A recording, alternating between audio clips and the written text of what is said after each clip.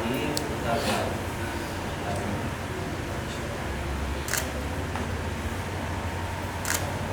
Primeira vez ok. Câmera ok. E som.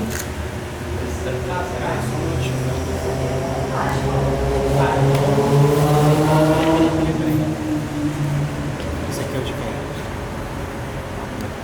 Esse dele. Espera aí, tem uma vez que eu tô falhando.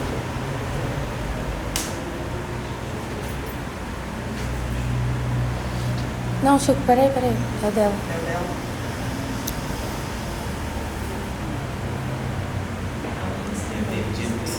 A parte da manhã também foi. Foi? A parte da manhã também foi dessa ponta, né?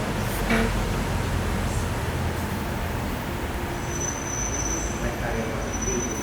Que legal. Os outros?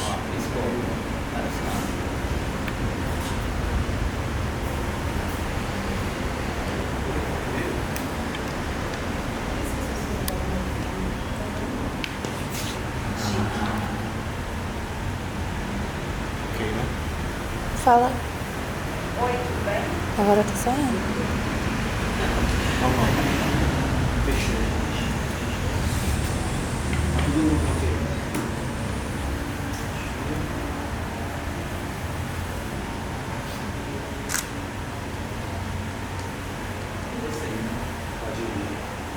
Programa Papo na Laje, episódio 14, cena 3, take 1.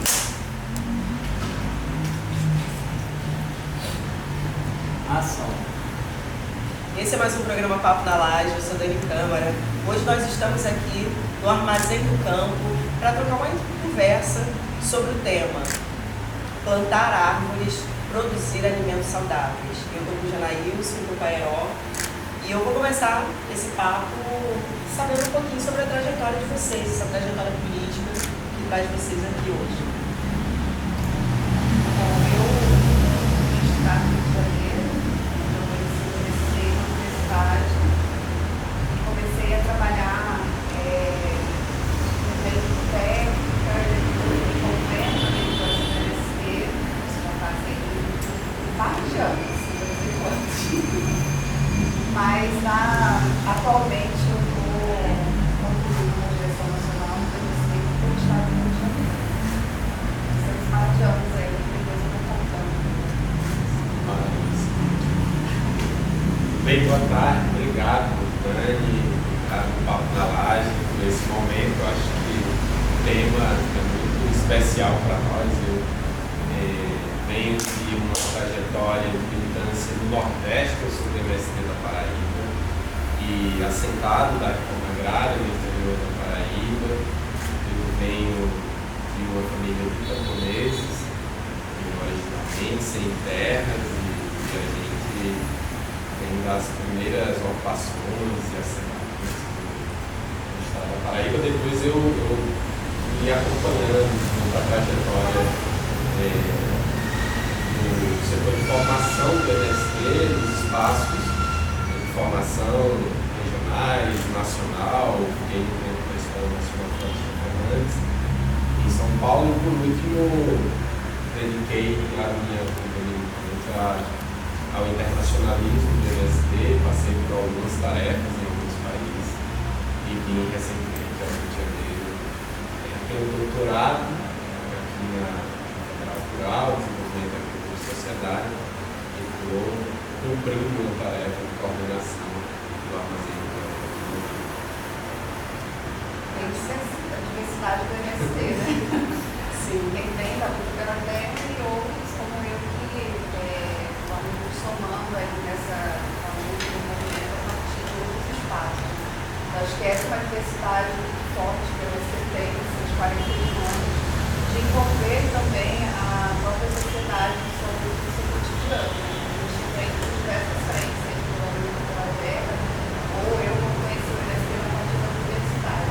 Mesmo que o jornalista faz o doutorado dele. Da mesma forma, a dinâmica nossa de migração da militância que vai cumprir tarefas em outros estados, fazer isso. Mas eu circulei pelos estados, também acabei ficando esse período agora. Sim. E E a gente tem um plano nacional, né? E vocês dois estão envolvidos, certo?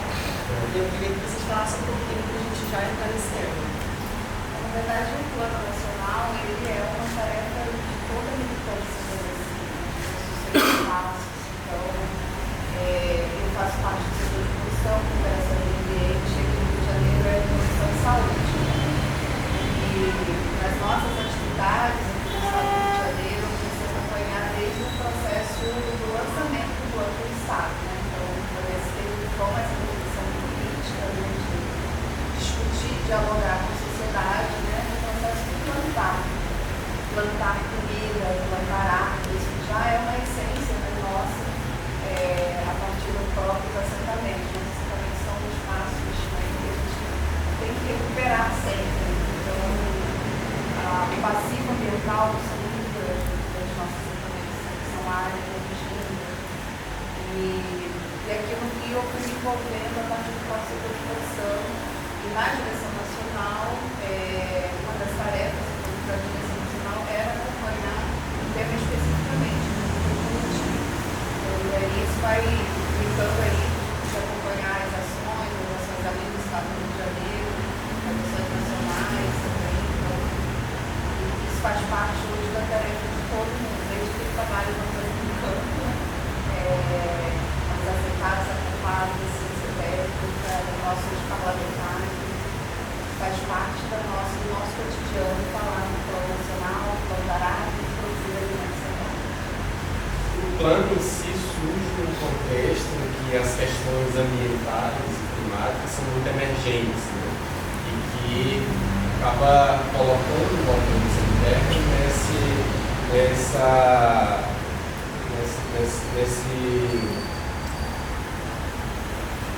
nessa ideia de enfrentamento a um modelo de produção que já vem desde o início da nossa trajetória, mas que é responsável também diretamente pelas questões climáticas, ambientais que nós enfrentamos, que a sociedade enfrenta atualmente, devastação da natureza, espoliação dos recursos naturais, essa coisa toda. E a gente vem de uma trajetória de construção da agroecologia, da alimentação saudável, de defesa da natureza, até e nos colocamos nesse contexto da construção de um plano de planos de árvores, que talvez originalmente surge como uma campanha, né, de mobilização para plantar árvores e tal, depois se consolida como plano e se transforma em estratégia mesmo de enfrentamento ao agronegócio no contexto do nosso programa agrário, da nossa luta. E quais são as ações do plano? Então, de forma imediata, né, eu acho que quando o plano já colocou, né, o plano ele vai pensar nas ações de buscar e avançar os passos ambientais, produzir os alimentos. Então, para a gente também dialogar isso com os próprios assentados, acampados, também com a sociedade, nós fazemos as jornadas, né,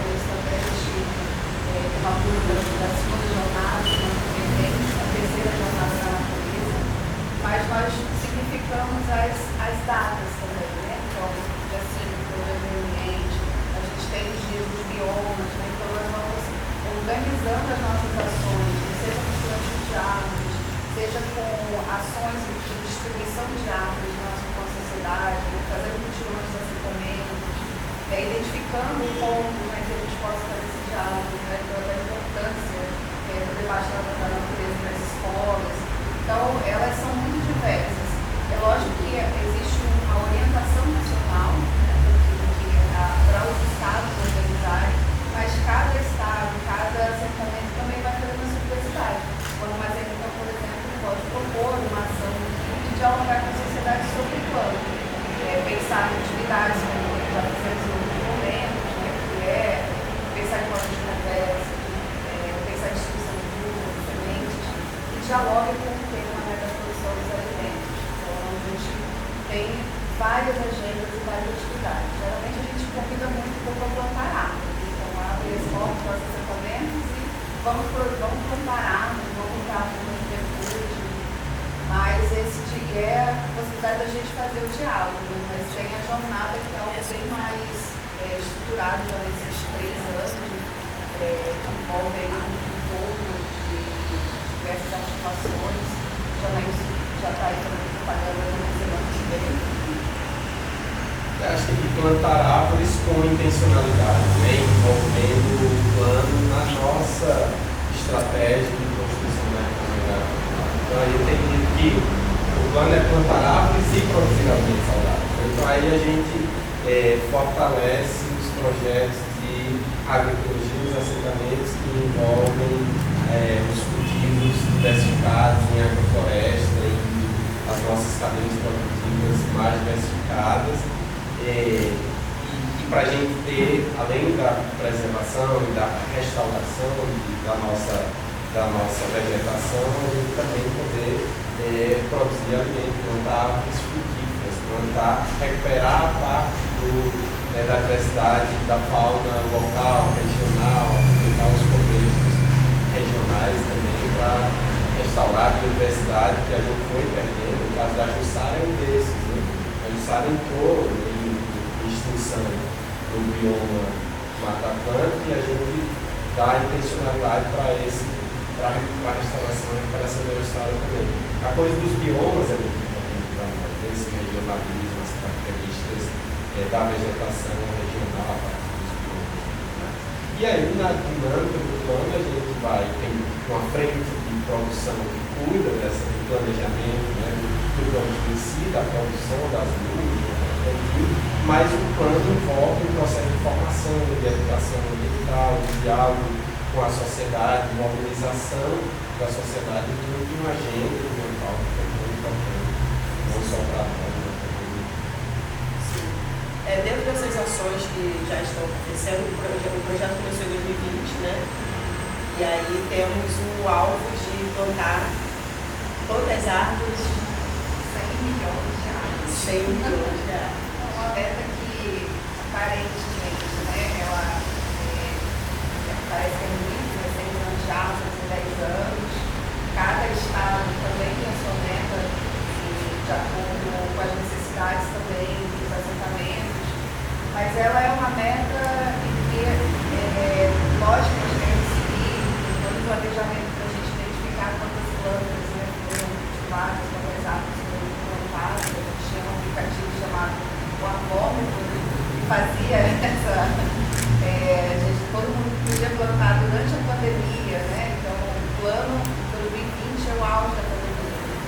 E aí a gente lançar, né, nós vamos pensar como que a gente ia fazer todo esse processo já durante a pandemia, mas nós conseguimos durante a pandemia, por exemplo, colocar esse processo de 100 milhões de árvores, né, para a sociedade, a partir das ações de solidariedade, né, a partir do acolhimento das dores também naquele período, né, de plantar árvores, para semear, na verdade, né, todos os companheiros e as companheiras, todos os trabalhadores, né, que infelizmente vieram a falecer durante a pandemia. Então, virou também esse símbolo, né, dos 100 milhões de árvores, né, em 10 anos. Isso a gente vai trabalhando, mas é ter esse princípio da gente olhar para além desses 100 milhões, dessas 100 milhões, para além dos 10 anos. Né?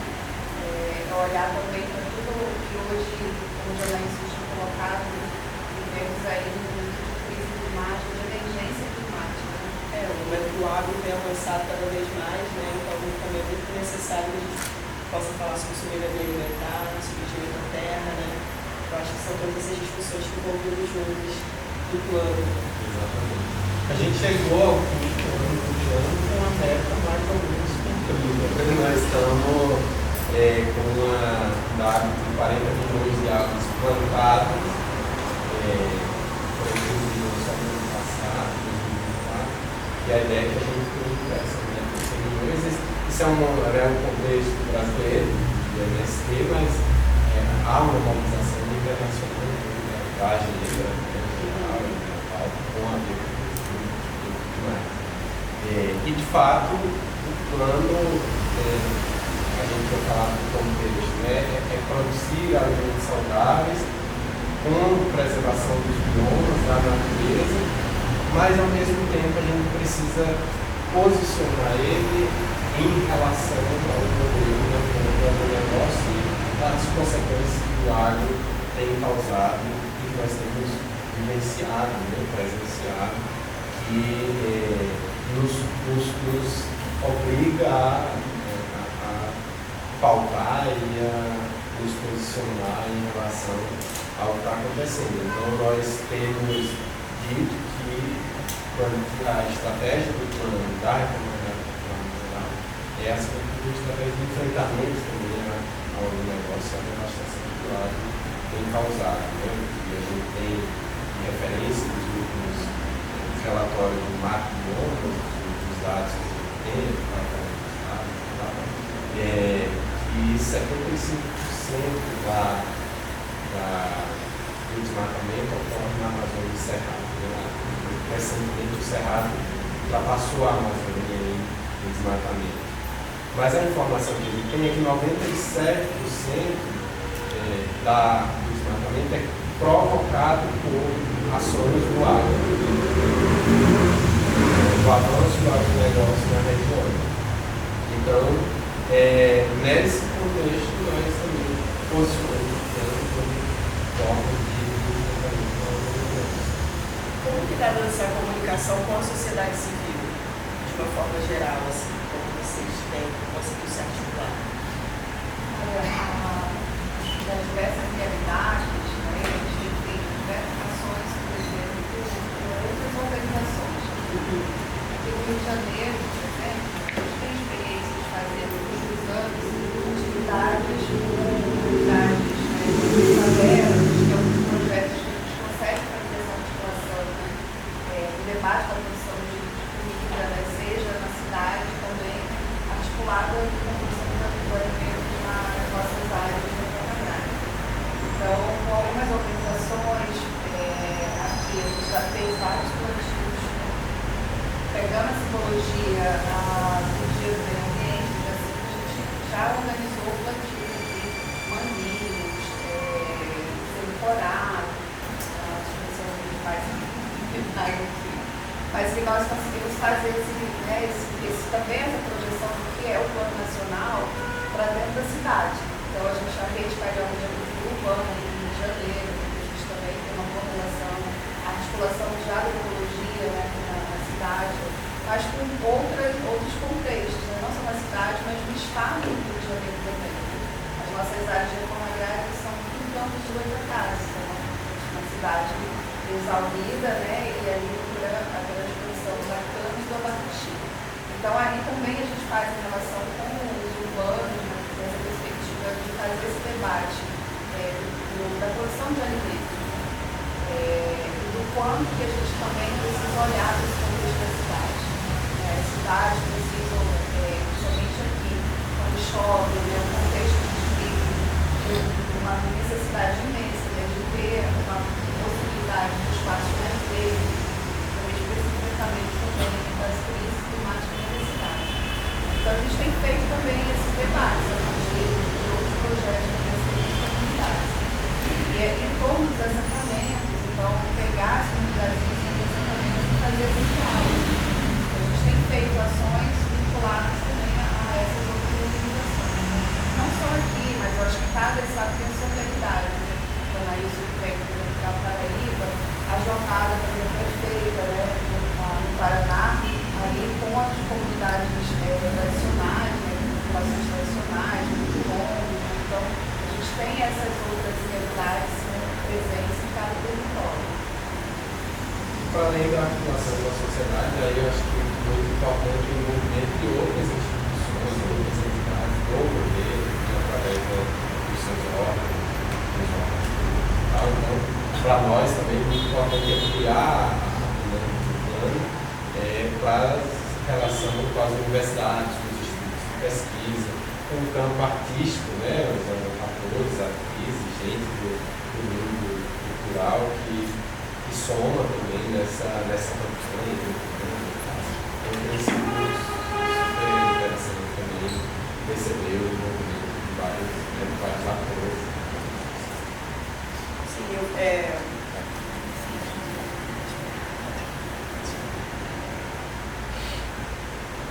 a partir dessas parcerias que já acontecem, né,